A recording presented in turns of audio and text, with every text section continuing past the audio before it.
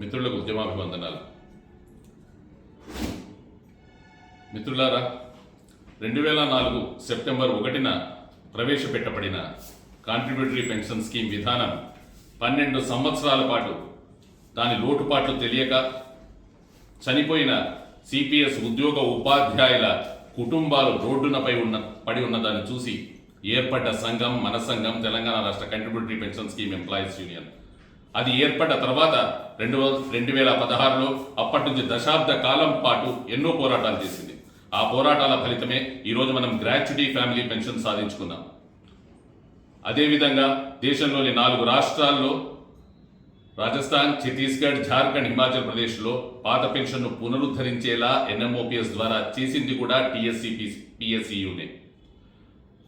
ఈరోజు కాంగ్రెస్ పార్టీ ఎన్నికలకు ముందు తమ మేనిఫెస్టోలో ప్రప్రథమాంశంగా సిపిఎస్ రద్దు, పాత పెన్షన్ పునరుద్ధరణను చేర్చడానికి గల ఏకైక కారణం కూడా పిఎస్సియునే.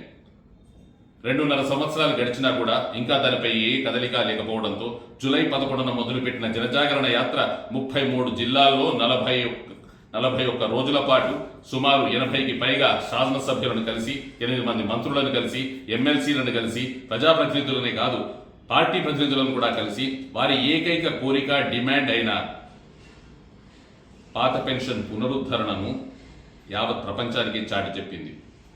దాని తర్వాత మనం ఇచ్చిన చలో హైదరాబాద్ కాల్ ప్రకారం రేపు అంటే 23 ఆగస్టు నాడు మనందరం హైదరాబాద్ చేరుకోవాలి మిత్రులారా.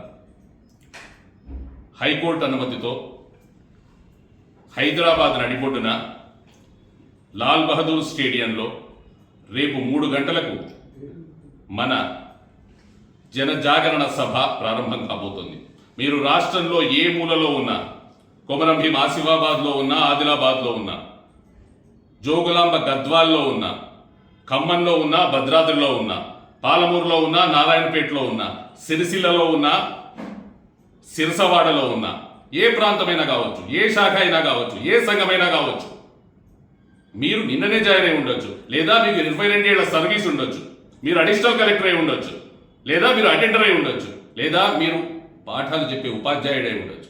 ఎవరైనా అందరికి కావాల్సింది ఒకటే, సంఘాలకు అతీతంగా, శాఖలకు అతీతంగా, హోదాలకు అతీతంగా మనందరం గలమెత్తినప్పుడే, మన దేహాన్ని ఒక వేదికగా మార్చినప్పుడే, మన స్వరాన్ని ఒక వాహికగా ఉపయోగించినప్పుడే మనం పాత పెన్షన్ సాధించగలుగుతాం మిత్రులారా. ఇది అర్థం చేసుకోవడానికి 22 ఏళ్ల కాలం పట్టింది. ఈ రోజు మొట్టమొదటిసారి తెలంగాణ రాష్ట్ర చరిత్రలోనే, తెలంగాణ ఆవిర్భవించిన తర్వాత, ఆవిర్భవించక ముందు ఉమ్మడి ఆంధ్రప్రదేశ్ చరిత్రలో కూడా లేనట్టుగా ఒక సంఘం, అది కూడా సిపిఎస్ ఉద్యోగోపాధ్యాయుల సంఘమైన టిఎస్సిపిఎస్యు లాల్ బహదూర్ స్టేడియంలో ఒక సభ నిర్వహించబోతోంది. ఆ సభ ఒక ఆరాటాన్ని సూచిస్తుంది, ఆ సభ ఒక పోరాటాన్ని సూచిస్తుంది. ఆ సభ పదవీ విరమణ అనంతరం ఒక సిపిఎస్ ఉద్యోగి, ఉపాధ్యాయుడు పడే వేదనకు అర్థాన్ని తెలియజెప్తుంది రేపు.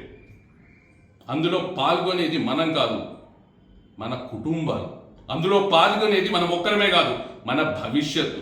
అందులో పాల్గొనేది మన ఒక్కరి కోసమే కాదు, రాష్ట్రంలోని సిపిఎస్ ఉద్యోగ ఉపాధ్యాయులందరి కొరకు, వారి కుటుంబాల కొరకు, రేపొద్దున రాబోయే భవిష్యత్ తరాల కొరకు. కాబట్టి సమయం ఆసన్నమైంది. అదమరిచి నిద్రపోకండి. రేపు మీది కాదు, నేడే మనది. ఆ నేడు రేపు రాబోతోంది. ఆ రేపు మీ కలను సాకారం చేయబోతుంది. కాబట్టి మిత్రులారా, 23 ఆగస్టు ఎట్టి పరిస్థితుల్లో కాలం తలకిందులు కానీ, భూమి భగ్నం కానీ, మీకు ఏదైనా కానీ, ఏమైనా రాని లాల్ బహదూర్ స్టేడియంలో ఉండాల్సిందే. Thank you. ధన్యవాదాలు.